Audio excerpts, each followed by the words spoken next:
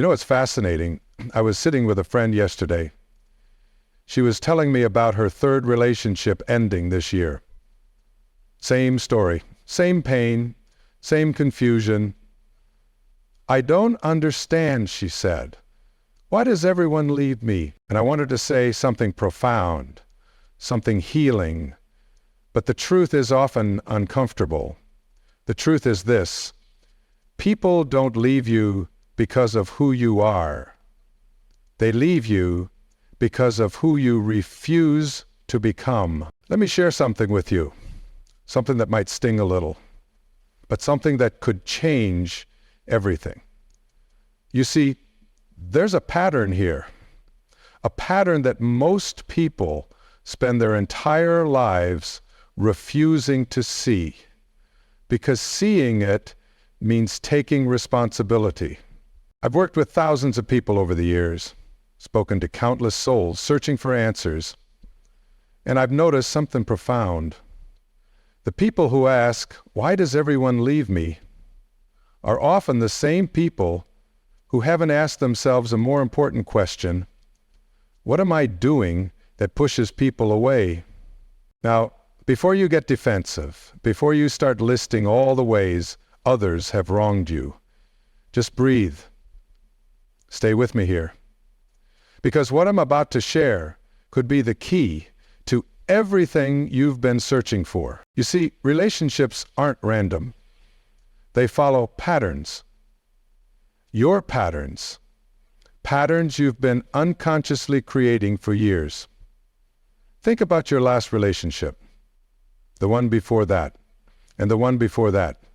Do you see any similarities in how they ended? Maybe you became too needy, too demanding.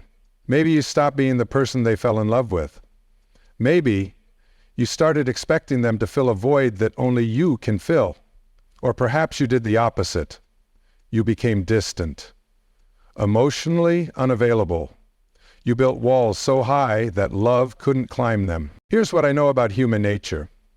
We all have an unconscious blueprint, a template for how we do relationships. This blueprint was formed early in life, usually by the time you were 7 years old. And here's the kicker. Most people never examine this blueprint. Let me tell you about a woman. She came to one of my workshops 3 years ago. Brilliant woman, successful career, but every relationship ended the same way.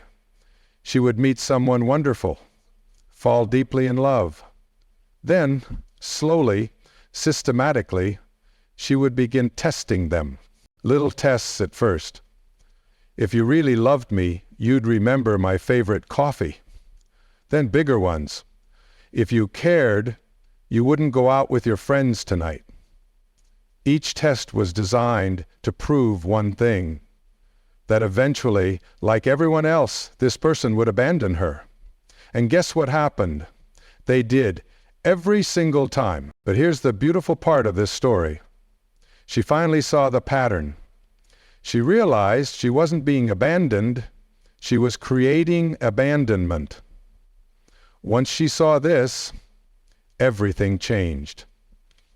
Now, I want you to get really honest with yourself for a moment, because this is where the real work begins. What story have you been telling yourself about why people leave? Is it because you're not attractive enough? Not successful enough? Not interesting enough? Or is it because people are selfish, incapable of commitment, unable to see your true worth? These stories feel true. They feel real. But they're not serving you. Because as long as you're focused on what's wrong with them, you can't see what needs to change in you. And here's the thing about patterns. They're incredibly seductive because they're familiar. Even when they're painful, they're predictable. Your mind would rather have a familiar hell than an unfamiliar heaven. Think about that for a moment. You might be unconsciously choosing people who will leave, because being left confirms your deepest fear, and in a twisted way, that confirmation feels like safety. At least you know what to expect. But what if I told you that this very pattern, this thing that's causing you so much pain, is also your greatest opportunity? What if the people who left weren't rejecting you? What if they were reflecting you? Stay with me here. This gets deep. Every person who comes into your life is a mirror. They're showing you something about yourself, something you need to see. The needy person attracts people who can't handle neediness. The controlling person attracts people who eventually rebel. The emotionally distant person attracts people who eventually give up trying. This isn't punishment. This is information. Your relationships are giving you data.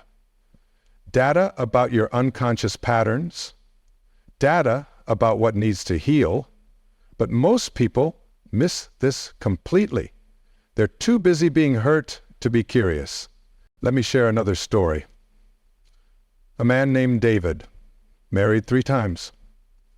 Each wife left him for the same reason. They felt suffocated. David's pattern? He confused love with control. He thought caring meant managing. He believed protection meant possession. Every woman who married him initially loved his attentiveness, his devotion. But over time, that devotion became a cage. David spent years angry at women, angry at marriage, angry at love itself, until one day he got curious instead of furious. He started asking different questions. What am I doing that creates this outcome? How am I contributing to the very thing I fear most? What would happen if I loved without controlling? These questions changed everything. But here's what's interesting about David's story, and your story, and my story. The very thing that's causing us pain is usually our greatest strength taken too far. David's love was real, his desire to protect was genuine, but he hadn't learned the difference between caring and controlling. This woman's need for security was understandable. Her fear of abandonment made sense, but her tests were creating the very abandonment she feared. What about you? What strength of yours has become a weakness? Maybe you're incredibly giving, but you've crossed the line into self-sacrifice, and people don't respect what you don't value. Maybe you're fiercely independent, but you've become so self-reliant that others feel unnecessary. Maybe you're deeply emotional, but your emotions have become weapons instead of bridges. See, the people who leave aren't evil. They're not heartless. They're human. And humans move away from pain and toward pleasure. It's that simple. If being with you becomes more painful than being without you, they'll leave. Not because you're unlovable, but because the experience of loving you has become too difficult.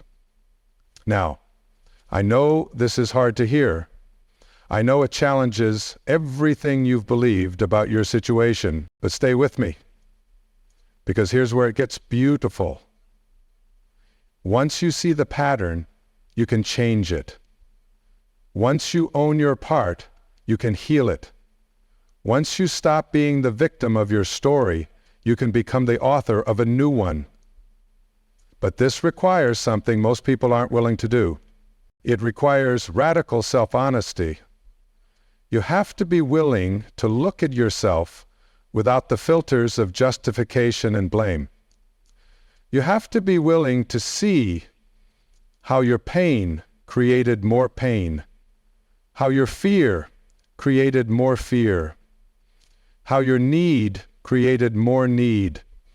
This isn't about beating yourself up. This is about waking yourself up. Because unconscious patterns run our lives until we make them conscious. Think about it. Every addiction, every compulsion, every destructive habit operates in darkness. The moment you shine light on it, it begins to lose its power. Your relationship patterns work the same way. The moment you see them clearly, you can begin to choose differently. But here's the catch. Seeing the pattern is just the beginning. The real work is breaking it. And breaking unconscious patterns requires conscious effort. It means catching yourself in the act. It means choosing a different response, even when every cell in your body wants to react the old way. It means tolerating the discomfort of uncertainty while you create new neural pathways. Let me give you a practical example. Remember the woman, the one who tested everyone? Once she saw her pattern, she had to consciously choose trust over testing. When her boyfriend came home late from work, her old pattern wanted to interrogate him, to turn it into evidence that he didn't care. But instead, she paused. She breathed. She chose curiosity over suspicion. How was your day? Instead of, why are you late? Simple shift, profound difference. At first, it felt fake, unnatural, like she was betraying herself, because her nervous system was wired for threat detection, wired to find problems before they found her. But slowly, something beautiful happened.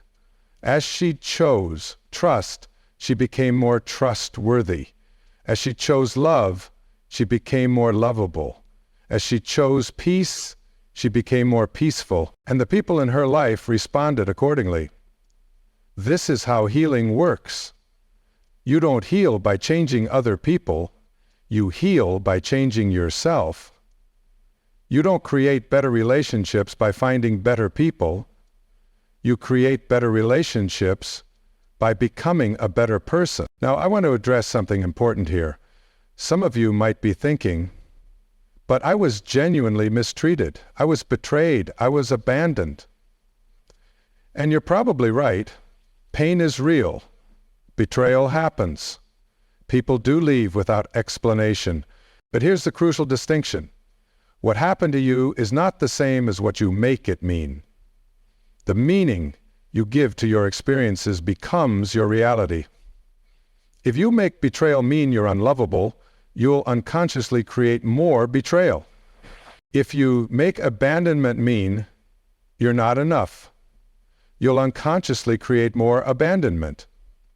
Your unconscious mind is always working to prove your beliefs right, even when those beliefs are hurting you. This is why some people seem to have the same relationship over and over, just with different faces. They're not attracting the same type of person.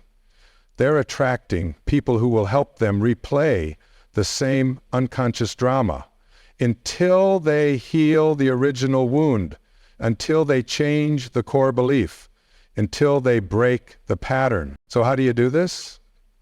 How do you break a pattern that's been running your life for years? First, you have to want to see it more than you want to be right about your story. This is harder than it sounds, because your story gives you an identity. It explains your pain. It justifies your choices. Letting go of your story can feel like losing yourself. But here's the truth. Your story isn't you. It's just a story, and you can choose a different one. Second, you have to develop what I call the witness consciousness. This is the part of you that can observe your patterns without being caught in them. It's the part that can say, oh, there I go again, choosing someone unavailable, or there's that old need to control showing up again. The witness doesn't judge. It just notices. And in that noticing, choice becomes possible. Third, you have to practice new responses. This is where most people get stuck. They see the pattern, they understand the psychology, but they keep doing the same things. Because understanding isn't enough. You need new neural pathways. And you create new neural pathways through repetition. Every time you choose differently, you're literally rewiring your brain. Every time you respond instead of react, You're building new patterns. Every time you choose love over fear, you're becoming someone new. But here's what nobody tells you about change. It gets harder before it gets easier. Because your old patterns will fight back. Your unconscious mind will resist anything that threatens its familiar programming. You might find yourself creating drama just to feel normal. You might push away good people because they don't fit your wounded story. You might sabotage healthy relationships because they feel foreign. This is normal. This is part of the process. Don't let it discourage you. Let me share one more story. A story about a woman named Maria. Maria's pattern was choosing men who couldn't commit. For 20 years, she dated emotionally unavailable men, men who were married, men who lived in other cities, men who were working on themselves. She told herself she was just unlucky in love. But when she got honest, she realized something profound. She was terrified of real intimacy. The emotionally unavailable men felt safe because they couldn't get too close. They couldn't see her flaws. They couldn't reject the real her because they were never really there to begin with. Once Maria saw this pattern, she made a commitment.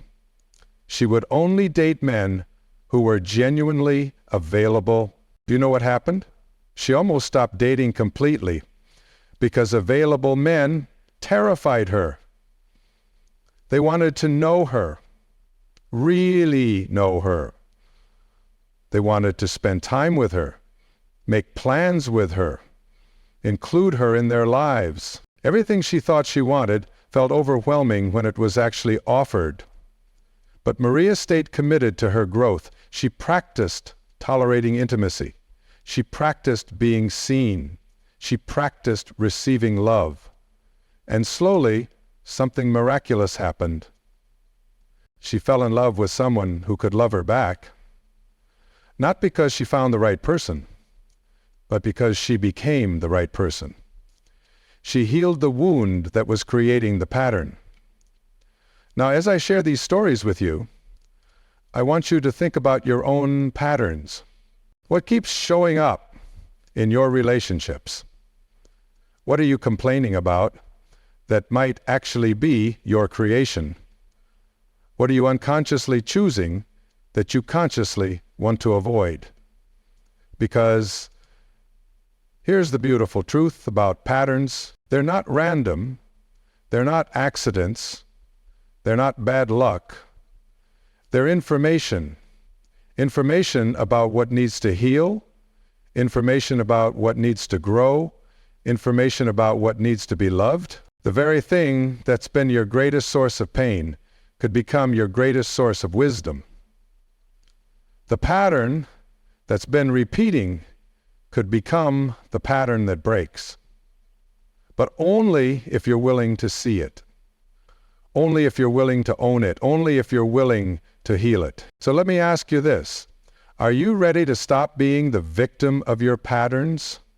Are you ready to become the creator of new ones? Are you ready to love yourself enough to do the work that love requires? Because the people who stay, the people who love you deeply and consistently, they're not looking for perfection. They're looking for someone who's willing to grow. Someone who can see their patterns and choose differently. Someone who takes responsibility for their part in the dance. That someone could be you. That someone is you. You just have to be willing to see what you've been refusing to see. You have to be willing to feel what you've been avoiding feeling. You have to be willing to choose love over fear, even when fear feels safe, especially when fear feels safer. Because on the other side of that choice, on the other side of that pattern, on the other side of that fear is everything you've been looking for. Not in someone else, in yourself. The love you seek is seeking you. But first, you have to become someone who can receive it, someone who can hold it, someone who won't push it away the moment it gets real. That journey starts with a single moment of honest self-reflection. A moment where you stop asking, why does everyone leave me? And start asking, what am I doing that pushes love away? The answer to that question is your doorway to freedom. The answer to that question is your path to love. The answer to that question is already inside you. You just have to be brave enough to look. But let me tell you something else, something that might surprise you. The very moment you start taking responsibility for your patterns, something magical happens. You stop being powerless. You stop being at the mercy of other people's choices. You reclaim your power to create the love you desire. Think about it this way. When you believe everyone else is the problem, you're essentially saying you have no control. You're waiting for the perfect person to show up and fix everything. But when you realize you're part of the equation, suddenly you have influence. You have agency. You have the ability to change the outcome. This is both terrifying and liberating. Terrifying because it means you can't blame anyone else anymore. Liberating because it means you're not dependent on anyone else changing. You hold the keys to your own transformation. You hold the power to break the cycle. And here's what I've learned after decades of studying human behavior. The people who create lasting, beautiful relationships aren't the ones who never make mistakes. They're the ones who learn from their mistakes. They're the ones who can look in the mirror and say, I contributed to this, and I can do better. They're the ones who understand that love isn't something you fall into, it's something you grow into. It's something you practice. It's something you become skilled at through conscious effort and self-awareness. Love is a verb, not just a feeling. The relationships that last are built by two people who are committed to growing. Two people who can see their own shadows and work on them. Two people who understand that the goal isn't to find someone perfect, but to become someone worth loving deeply. But I also want to prepare you for what's coming next. Because once you start seeing your patterns, once you begin this journey of self-awareness, your life is going to feel uncomfortable for a while. The old you will resist the new you. Your ego will create stories about why change is dangerous. Your fear will whisper that it's easier to stay small. You might find yourself grieving the relationships you lost to these patterns. You might feel angry at the years you spent unconsciously repeating the same mistakes. You might feel overwhelmed by how much work lies ahead. This is all normal. This is all part of the process.